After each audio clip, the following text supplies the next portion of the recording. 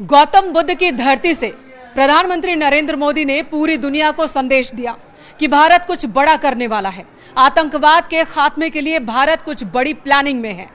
प्रधानमंत्री नरेंद्र मोदी मधुबनी में मौजूद थे। मधुबनी में पंचायती राज दिवस के मौके पर एक कार्यक्रम में जनसभा को संबोधित करने के दौरान सबसे पहले प्रधानमंत्री ने आतंकी हमले में जान गंवाने वाले लोगों के प्रति श्रद्धांजलि अर्पित की, 2 मिनट का मौन रखा, परिजनों के प्रति संवेदना व्यक्त की और उसके बाद आतंकवाद के खिलाफ जमकर गरजे। इस आतंकी हमले में किसी ने अपना बेटा खोया, किसी ने अपना भाई खोया, किसी ने अपना जीवन साथी खोया है।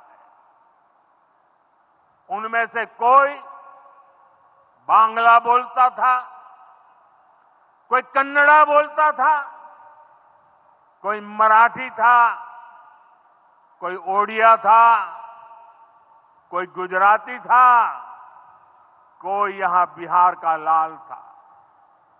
आज उन सभी की मृत्यु पर करगिल से कन्याकुमारी तक हमारा दुख एक जैसा है, हमारा आक्रोश एक जैसा है।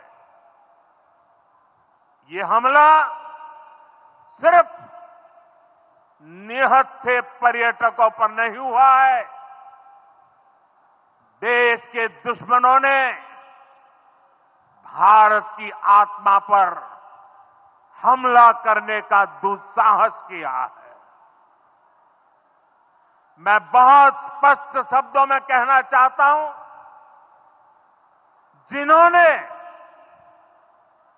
ये हमला किया है, उन आतंकियों को और इस हमले की साजिश रचने वालों को उनकी कल्पना से भी बड़ी सजा मिलेगी। सजा मिलकर के रहेगी।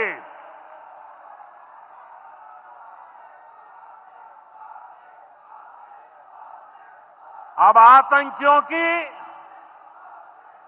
बची खुची जमीन को भी मिट्टी में मिलाने का समय आ गया है। प्रधानमंत्री ने जनसभा को संबोधित करने के दौरान लगभग 45 मिनट तक उन्होंने अपनी बात रखी और इस बीच हिंदी में बात करते करते उन्होंने अंग्रेजी में भी बात रखी। Today from the soil of Bihar I say to the whole world,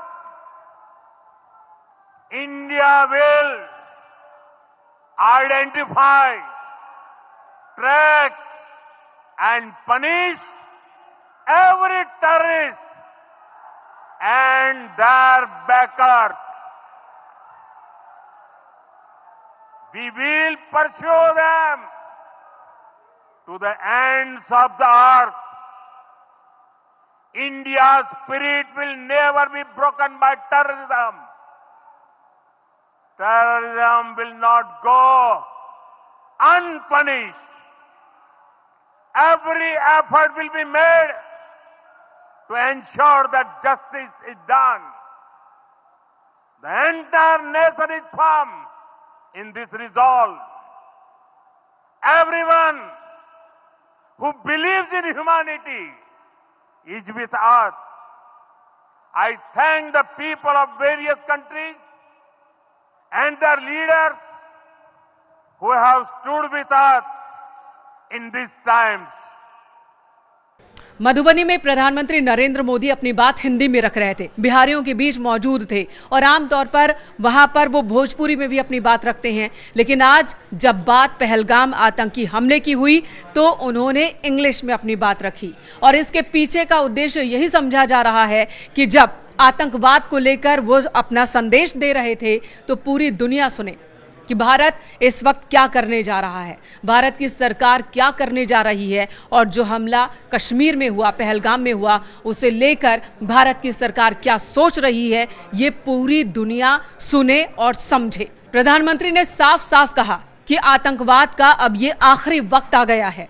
जो बची खुची जमीन है आतंकवाद की, वो भी हम खत्म करने वाले हैं।